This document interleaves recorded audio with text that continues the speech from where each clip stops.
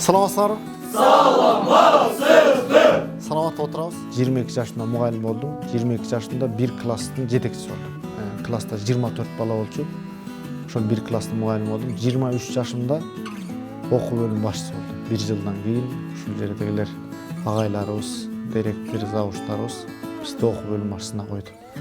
Бул нерсе ары жоопкерчиликтүү, ары милдеттүү жумуш экендигин билеп, бүгүн ушул окуу бөлүм башчысы болуп иштеп атам.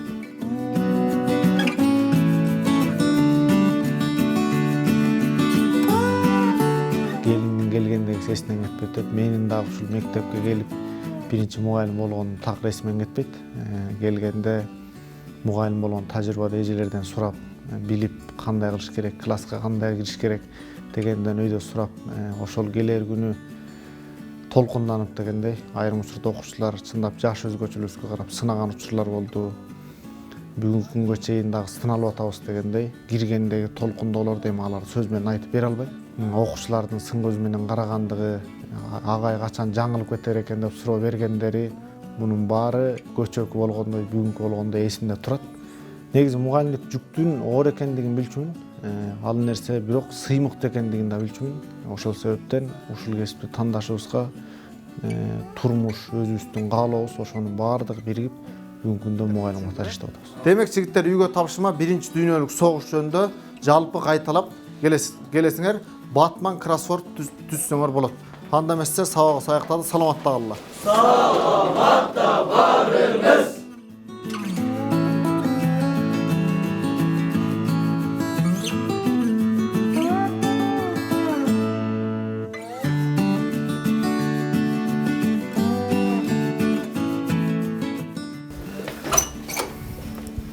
Негизинен күнүмдүк жашоом ушул жерде өтөт. Биринчиден окуучулардын жумалык, чейректик, айлык иштерин көзөмөлдөө, андан тышкары окуу жүгүртмөсүн түзүү, ошондой эле мугалимдердин сабакка катышуусун көзөмөлдөө, олимпиада, кошумча сабак, кружокторду көзөмөлдөө, күн тартибин түзүү, жалпы мектептин иштерин көзөмөлдөө ушул жерде болот. Жалпы жыйналыш жана башка нерселердин баары ушул жерде өткөрөбүз. Андан тышкары ар кандай маселелер болуп калышы мүмкүн. Мугалимдер менен, окуучулар менен ошол нерселердин баардыгы ушул кабинетте, ушул жерде чечилет.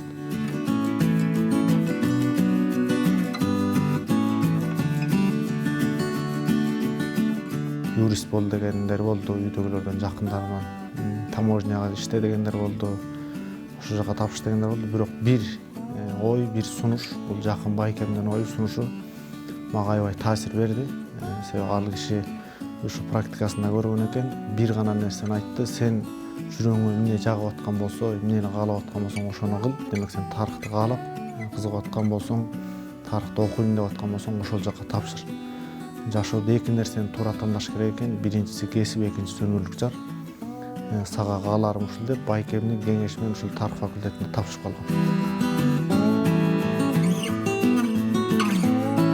Кенжебек деген агайыбыз бар болчу. Кенжебек агай жана башка улуу муундагы агайларыбыз, эжейлерибиз ушул ачык сабактарыма кирип, сабактарыма катышып, сунуштарын берип, ой пикирлерин айтып, мен мындайча айтканда, өйдө да өбө, кылдыйда жөлөк ушул жердин коллективи болду.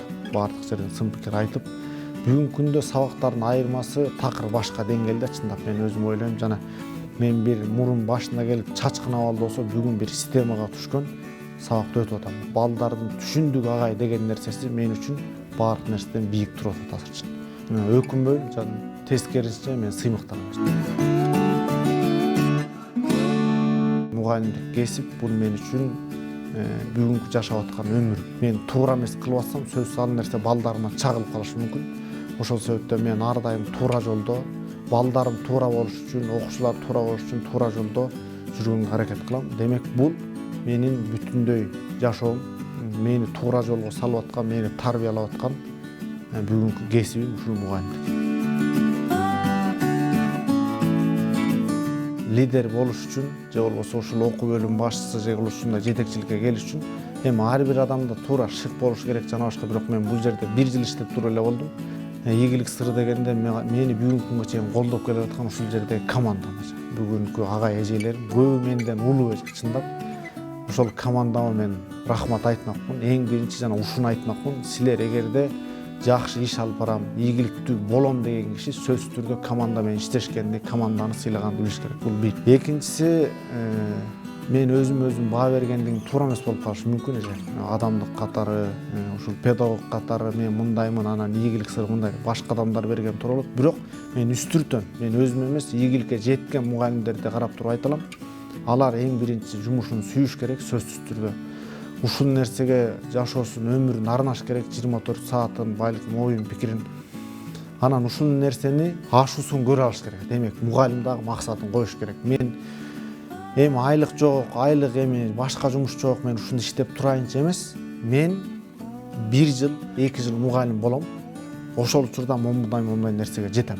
Ал нерсе 100 баланын ичинен жок дегенде 5 балага, жок дегенде 10 балага, такыр болбой кал дегенде 2 баланы туура жолго салып, пикирин оңдогон болсо, бул мугалимдин ийгилиги. Себеп дегенде эгер ошол 2 бала туура жолго жетип, менин мугалимим айтты эле, менин мугалимим мондай деди эле деп туура максат койгон болсо, бир адам Снелман сыяктуу, ошол эле дүйнөдөгү атактуу Билл Гейтс сыяктуу, Стив Джобс сыяктуу, ошол эле башка канчалык адамдар сыяктуу бүтүндөй ааламды, бүтүндөй дүйнөнү, балким бүтүндөй Кыргызстаныбызды оңдоп кетет.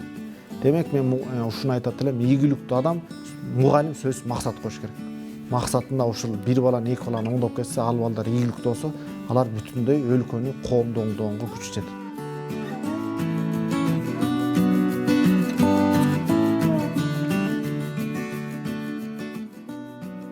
Данияр сабак бергенде өтө кызыктуу өтөт. Анан диаграммалар түзүп, кычык-пучуктан суроолорду берип туруп, ошолорго жооп берет. Анан кийин кээде команда бөлүнүп туруп, топ менен иштейбиз.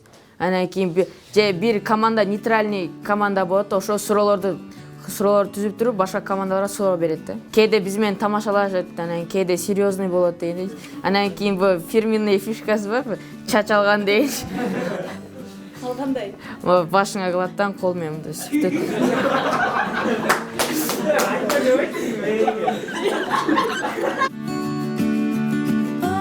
Нарым районунун Карагуз районундагы Жергөчкү айылынын тургуну болобуз. Ата-энебиз ошол жакта. Нарымбай алыс көрүнүшү мүмкүн, бирок мен андан дагы алысмын чындап. Тоонун эң түбүндө ошол жерде билим алдык. Бул мугалим деп айтсам, балким эгер кийим көрүп таанып калышы мүмкүн, мен деле. Мен жалпы мугалимдерге айтам, эгер бирөө урушкан болсо, ошол урушканы дагы мага бүгүн пайдасын берди.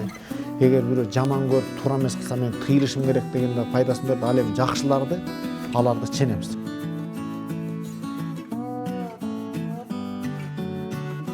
Япониянын премьер-министри менен сурашкан экен, силер эмне үчүн эмне? Ошол Япониянын премьер-министрине сөзүн такма-так айта албайм, бирок биз мугалимдерибизди кадимки бизнесмендер сыяктуу акчасын төлөп, мындай соодагерлер сыяктуу акчасын төлөп, ата-эне сыяктуу же болбосо пирибиз сыяктуу урматтадык. Демек, мугалимдерге ушунчалык эң жакшы мамиле кылдык. Анан биздин өнүгүүбүз ушунда, өнүгүү сырыбыз деп жооп берген. Биз дагы бүгүнкү өнүгүүнү карап туруп, мен ойлойм, биздин келечек муундарыбыз ушул биз өзүбүз менен келечек муундар, ошо келечек муун өкүлдөрүнүн бир катары, мен дагы ойлойм, биз ушуну түшүнүп келатабыз. Демек, адам жогору болуш үчүн, адам ийгиликке жетиш үчүн билим керек.